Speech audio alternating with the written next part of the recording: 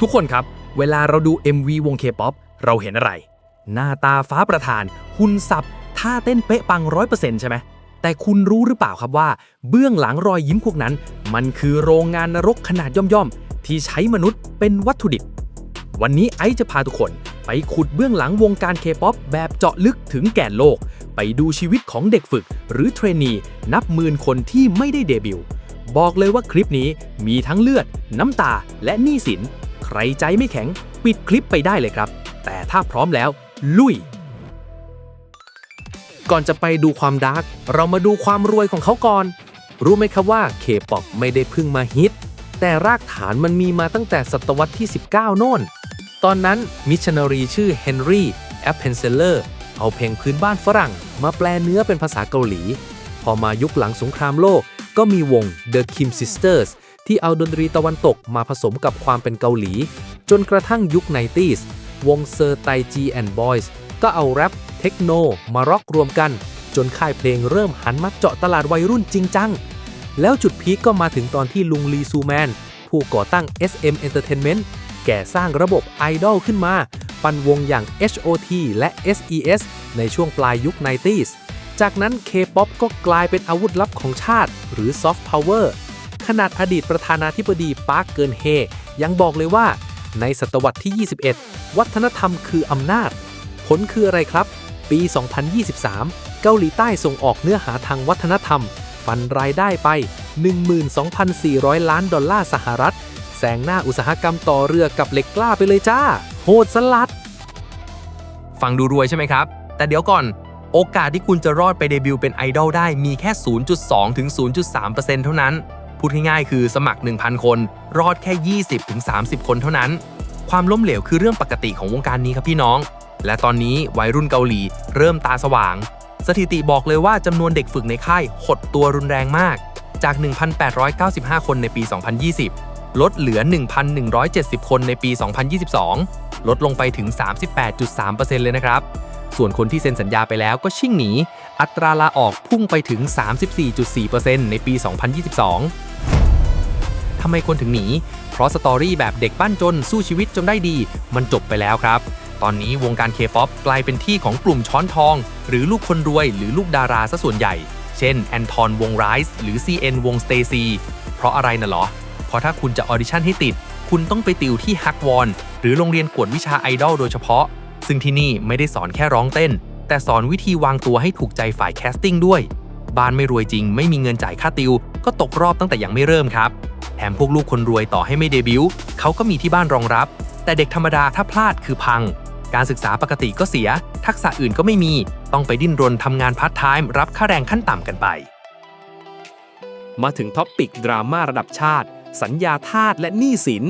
หลายคนคิดว่าเฮ้ยเป็นเด็กฝึกไม่เดบิวต์โดนค่ายไล่ออกต้องจ่ายหนี้ค่าฝึกเป็นล้านแน่เลยหยุดครับไอซ์จะเบิกเนตรให้จริงๆแล้วสัญญาเขาแบ่งเป็นสัญญาเด็กฝึกกับสัญญาศิลปินถ้าคุณเป็นเด็กฝึกแล้วไม่ได้เดบิวต์หมดสัญญาปุ๊บคุณเดินสะบัดบ๊อบออกจากค่ายได้เลยไม่ต้องใช้หนี้ค่าฝึกที่ค่ายจ่ายไปครับยกเว้นคุณไปแหกกฎทำผิดสัญญาก่อนกำหนดอันนั้นโดนปรับบานตะไทยนะแต่ปัญหาหนี้จะมาตอนที่คุณเดบิวต์ถ้าคุณเซ็นสัญญาศิลปินปุ๊บค่ายจะเอาค่าใช้จ่ายตั้งแต่สมัยคุณเป็นเด็กฝึกค่าทำ MV ค่าชุดค่ายิงแอดมาโยนโครมเป็นหนี้ของคุณระบบ break even คุณต้องทำงานหาเงินมาใช้หนี้ก้อนนี้ให้หมดก่อนถึงจะได้ส่วนแบ่งบางค่ายไม่โปร่งใสศิลปินบางวงทำงานมาหลายปีไม่ได้เงินสักวอนเดียวอย่างสมาชิกวง Everglow ก็เคยออกมาแฉเรื่องนี้แล้วสัญญานี้ก็ยาวเป็นทศวรรษห้ามรับงานนอกห้ามมีแฟนห้ามเป็นตัวเองนี่แหละครับที่เขาเรียกว่าสัญญาทาสของแท้ค่ายใหญ่อย่าง JYP ปี 2023 ลงทุนกับเด็กใหม่ไป 1,120 ล้านวอนเฉลี่ยแล้วค่ายต้องแบกต้นทุนเด็กฝึกคนละ 3,120,000 วอนต่อเดือนนี่คือเหตุผลที่เขาต้องคัดคนทิ้งแบบไร้ความปราณีไงล่ะครับใครทำเงินไม่ได้เชิญป้ายหน้าทีนี้มาดูชีวิตประจำวันกันบ้างใครบ่นว่าเรียนหนักทำงานเหนื่อยมาดูตารางเด็กฝึกกันก่อนตารางเบสิกคือ9 โมงเช้าถึง 4 ทุ่มทำงานวันละ 15 ชั่วโมงไม่มีวันหยุดอดีตเด็กฝึกค่าย SM เคยแฉตารางช่วงปิดเทอมว่า6 โมงเช้าตื่นนอน8 โมงเช้าถึงเที่ยงยืดเส้นและซ้อมเต้น ช่วงบ่ายถึง4 ทุ่มครึ่งซ้อมร้องเพลงเรียนพัฒนาบุคลิกภาพซ้อมขึ้นเวทีและหลังจากนั้นเด็กฝึกก็จะอยู่ซ้อมต่อเองจนถึงตี 2 ตี 3เพื่อเอาชนะคนอื่นส่วนชีวิตส่วนตัวล่ะโยนทิ้งไปเลยครับมือถือโดนเช็คห้ามมีแฟนห้ามดื่มห้ามสูบบางค่ายมีสุ่มตรวจสารเสพติดกับเส้นผมด้วยผิดกฎคือไล่ออกสถานเดียวและที่สยองสุดคือจานประเมินประจำเดือนหรือวอลมันพยองกาทุกเดือนต้องขึ้นโชว์ให้ผู้บริหารดูเขาไม่ดูแค่ร้องเต้นนะเขาดูความเป็นดาราหรือ Star Energy ด้วย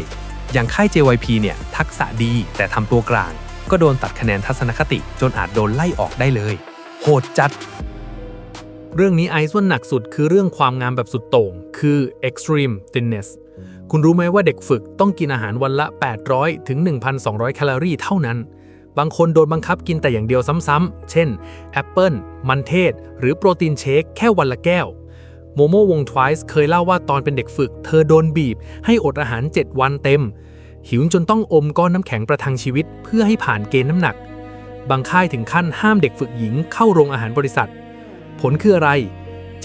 70-80% ของเด็กฝึกหญิงประจำเดือนมาไม่ปกติผมร่วง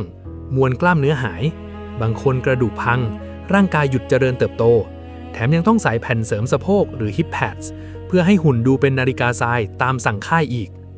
ส่วนเรื่องหน้าตาไม่สมมาตรใช่ไหมค่ายสั่งทำศัลยกรรมถือเป็นมาตรการที่จำเป็นครับไม่ใช่แค่ทางเลือกภายใต้ความเพอร์เฟกต์สุขภาพจิตเด็กพวกนี้พังพินาศครับวงการนี้เริ่มดึงเด็กอายุ 10-15 ปีมาเป็นเด็กฝึกจิฮิโยวงทวายส์เริ่มฝึกตอนอายุ 8 ขวบครับหรือบางคนอย่าง EJ ฝึก US Entertainment มากว่า 10 ปีสุดท้ายก็ไม่ได้เดบิวต์พวกเขาสูญเสียชีวิตวัยเด็กโดนผู้สอนด่าทอทำร้ายจิตใจกดดันจนเป็นภาวะหดหู่เรื้อรังเมลันโคเลียแถมเดี๋ยวนี้วงการชอบเดบิวต์เด็กอายุน้อยลงเรื่อยๆวงยูนิสมีเด็กเกิดปี 2011 หรือ New Jeans ที่เดบิวต์ตอน 14 มันสร้างบรรทัดฐานใหม่ว่าถ้าคุณอายุ 18 หรือ 19 ปี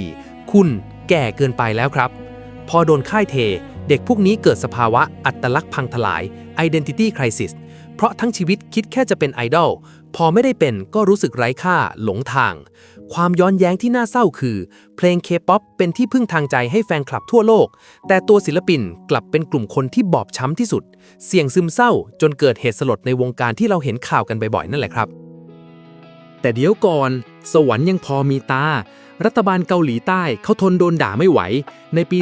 2026 นี้คณะกรรมการการค้าที่เป็นธรรมกับกระทรวงวัฒนธรรมเคาะกฎหมายสัญญาใหม่แล้วจ้าต้องดูแลจิตใจค่ายต้องจัดหาจิตแพทย์มาดูแลเด็กฝึกและต้องขอความยินยอมก่อนบำบัดด้วยห้ามให้ดรอปเรียนบังคับเด็กออกจากโรงเรียนมาซ้อมไม่ได้แล้วห้ามทำร้ายทุกรูปแบบห้ามด่าทอห้ามล่วงละเมิดทางเพศห้ามเสี่ยงอันตรายต้องมีผู้พิทักษ์เด็กทุกค่ายต้องมีเจ้าหน้าที่ดูแลสวัสดิภาพเด็กโดยเฉพาะฟังดูดีใช่ไหมแต่นักวิชาการยังสายหัวครับเพราะในสัญญาเด็กฝึกยังถูกนับเป็นแค่เด็กฝึกงานไม่ใช่ลูกจ้างกฎหมายแรงงานอาจจะคุ้มครองไม่ถึงแถมวัฒนธรรมเกาหลีที่เคารพผู้อาวุโสแบบสุดๆเด็กที่ไหนจะกล้าลุกขึ้นมาฟ้องค่ายล่ะครับจริงไหมต้องรอดูกันต่อไปยาวๆแล้วถ้าฝันสลายไปแล้วชีวิตจบเลยไหมไม่ครับวัยรุ่น K-POP เขาสู้ชีวิตกันต่อบางคนกลับไปเรียนหนังสือหาพาร์ทไทม์ทำเอาความอดทนวินัยทหารที่ค่ายฝึกมาใช้กับการทำงานออฟฟิศหลายคนผันตัวเป็นยูทูบเบอร์หรืออินฟลูเอนเซอร์เอาเบื้องหลังวงการมาเมาให้พวกเราฟังปังกว่าเดิมอีกคนที่ทักษะเทพๆก็ไปอยู่เบื้องหลังเป็นครูสอนร้องเพลงสอนเต้นแบ็กอัพแดนเซอร์หรือไปสายการแสดงเลยบางคนก็ไปโชว์ของในแพลตฟอร์มเสมือนจริงหาเงินจากแฟนอินเตอร์เดี๋ยวนี้โรงเรียนติวไอดอลหรือฮักวอนก็ปรับตัวนะหันมาเปิดสอนวิชาทำงานเบื้องหลังค่ายเพลงหรือ A&R แทนหรืออย่างสถาบันเคมมี่ที่เอาครูฝึกระดับเบื้องหลังวง BTS EXO มาเปิดสอนคนทั่วไปกับชาวต่างชาติเลยและยังมีโครงการอย่างอะโคเปียที่ให้ไปฝึกงานเรียนรู้วัฒนธรรมแบบไม่ต้องกดดันว่าต้องเดบิวต์ด้วยถือเป็นการเยียวยาจิตใจและสร้างทางรอดใหม่ๆให้เด็กๆครับสรุปแล้วอุตสาหกรรม K-POP ก็คือกลไกทุนนิยมขั้นสุดยอดครับมันคือระบบที่ต้องอาศัยความล้มเหลวของคนหมู่มากเพื่อดันคนกลุ่มน้อยให้ขึ้นไปยืนบนจุดสูงสุดทักษะที่เด็กๆฝึกมานับหมื่นชั่วโมงมันไม่ได้หายไปไหนแต่มันเป็นภาระหนักอึ้งที่พวกเขาต้องเอาไปประกอบร่างสร้างตัวตนใหม่ในโลกความจริงความท้าทายของ K-POP หลังจากนี้ไม่ใช่แค่ทำเพลงให้ฮิตระดับโลกหรอกครับแต่คือการทำยังไงให้วงการนี้ยังคงความเป็นมนุษย์เอาไว้ได้ต่างหาก เอาละครับจบกันไปแล้วกับเบื้องหลังสุดดาร์กของเด็กฝึก K-POP ฟังแล้วรู้สึกยังไงกันบ้างเดือดไหมช็อกหรือเปล่าแล้วทุกคนล่ะครับอยากให้ไอซ์เจาะลึกเบื้องหลังของค่ายเพลงไหนหรือวงการบันเทิงประเทศอะไรเป็นพิเศษอีกไหมคอมเมนต์บอกไอซ์ด้านล่างได้เลยเดี๋ยวไอซ์จัดให้อย่าลืมกดไลค์กดแชร์และ Subscribe ช่อง Ice Style CG ด้วยนะครับวันนี้ไอซ์ขอตัวลาไปก่อนสวัสดีครับ